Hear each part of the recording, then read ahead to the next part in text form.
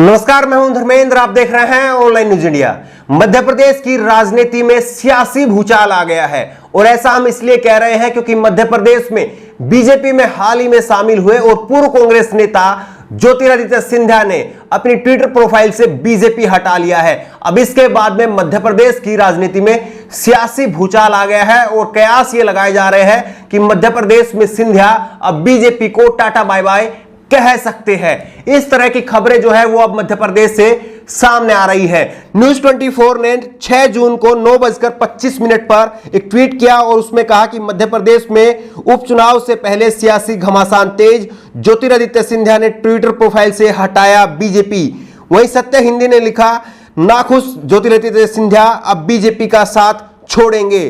The square post ने लिखा, BJP से नाराज चल रहे ज्योतिरादित्य सिंधिया जल्द ही भगवा को कह सकते हैं अलविदा, मध्य प्रदेश विकास कांग्रेस का करेंगे गठन।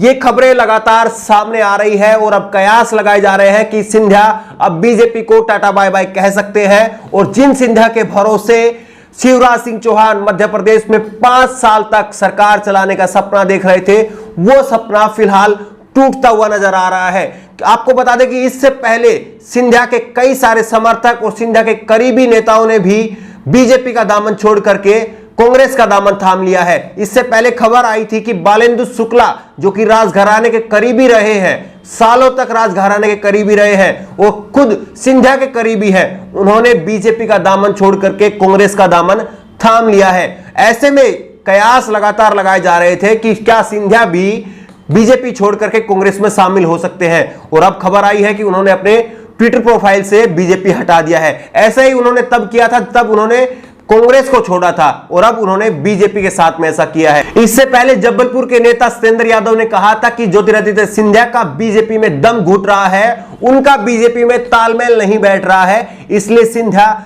जल्द ही कांग्रेस में लौटेंगे। इस तरह की खबर लगातार सामने आ रही है। और इससे पहले यह भी खबर आई थी कि बीजेपी के बड़े नेता और उज्जैन से पूर्व सांसद रहे प्रेमचंद गुड्डू ने भी बीजेपी को छोड़ करके कांग्रेस का दामन थाम लिया है। इतने बड़ी संख्या में बीजेपी के नेताओं का कांग्रेस में शामिल होना यह एक संकेत देता है कि सब कुछ ठीक नहीं चल रहा है और मध्य प्रदेश में जो दिखाई दे रहा है वो होता हुआ नजर नहीं आ रहा है। इतनी बड़ी संख्या में बीजेपी नेताओं का बीजेपी छोड़ करके कांग्रेस में शामिल होना मध्य प्रदेश की राजनीति के लिए शिवराज सिंह चौहान के लिए अच्छे संकेत नहीं कहे जा सकते हैं।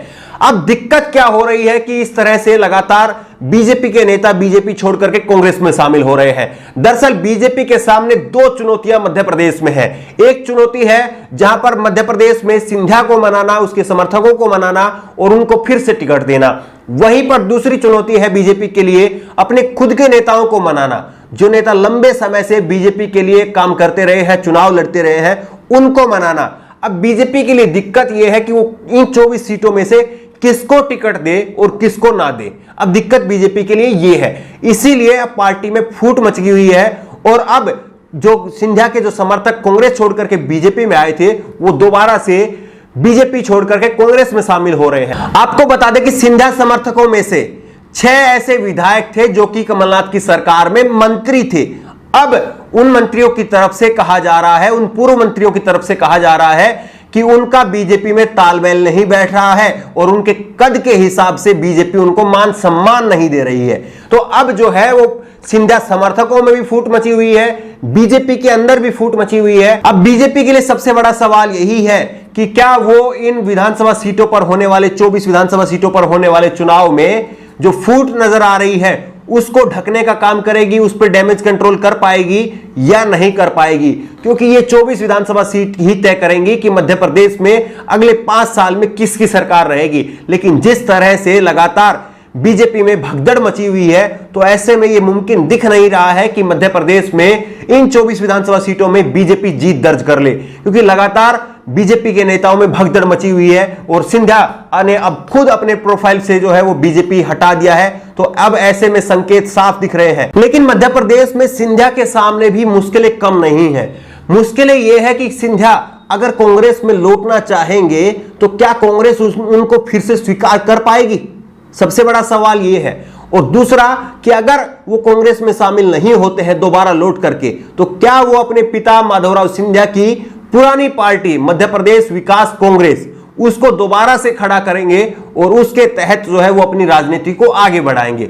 ये तमाम सारे कयास है कि क्या सिंधिया कांग्रेस में आएंगे, अपने पिता की पार्टी को खड़ा करेंगे या बीजेपी में ही रहेंगे, और 24 विधानसभा सीटों पर क्या होगा। इन सारी बातों के बीच में एक बात तय है कि मध्य प्रदेश में सियासी भूचाल लगातार जारी रहेगा। वो कांग्रेस के लिए भी शांत होने वाला नहीं है, ना ही सिंधिया के लिए और ना ही बीजेपी के लिए, क्योंकि बीजेपी में भी फूट मची हुई है, कांग्रेस में भी खलबली है और सिंधिया के समर्थकों में भी आपस में तालमेल नहीं दिख रहा है। तो अब कौन किस तरफ जाएगा यह तय कर पाना अभी जो है वो मुमकिन नहीं दिख रहा है। लेकिन इन सारे समीकरणों के बीच अमित शाह की एंट्री मध्य प्रदेश में कब होती है, सबसे बड़ा सवाल यही है, क्योंकि अमित शाह और नरेंद्र मोदी के लिए यह सबसे बड़ा नाक का सवाल बन जाएगा। क्योंकि अगर इन 24 विधानसभा सीटों पर कांग्रेस जीत गई तो दोबारा से कांग्रेस की सरकार बनेगी और फिर ऐसे में बीजेपी के लिए एक ये करारा तमाचा होगा और इससे बचने के लिए बीजेपी शायद पूरा जोर लगाएगी अपना। और इसीलिए हो सकता है कि मध्य प्रदेश में शिवराज सिंह चौहान के हाथ से जब बाजी जाती हुई नजर आएगी तो हो सकता है फिर उस समय में अमित शाह की मध्य प्रदेश में एंट्री होगी। लेकिन आपको क्या लगता है कि मध्य प्रदेश में क्या वाकई सिंधिया के समर्थक अब बीजेपी के साथ बने रहेंगे या सिंधिया के समर्थक टूट करके दोबारा से कांग्रेस में आएंगे? 24 विधानसभा सीटों पर आपको किसकी जीत लग रही है? क्योंकि इससे पहले भी जो तमाम सर्वे आए हैं, खुद आरएसएस का एक सर्वे है, खुद आईबी का जो सर्वे है वो कह रहा है कि इन 24 विधानसभा सीटों पर कांग्रेस जीत सकती है और मध्य प्रदेश में बीजेपी की सरकार गिर सकती है। आपकी राय क्या है? नीचे कमेंट बॉक्स में अपनी राय जरूर दें और इसी तरह की तमाम खबरों के लिए ऑनलाइन न्यूज इंडिया को सब्सक्राइब करें। धन्यवाद। इस खबर को अभी लाइक करें, शेयर करें और ऑनलाइन न्यूज इंडिया की सभी खबरें अपने मोबाइल फोन पर सबसे पहले देखने के लिए अभी चैनल को सब्सक्राइब करें और घंटी जरूर दबाएं।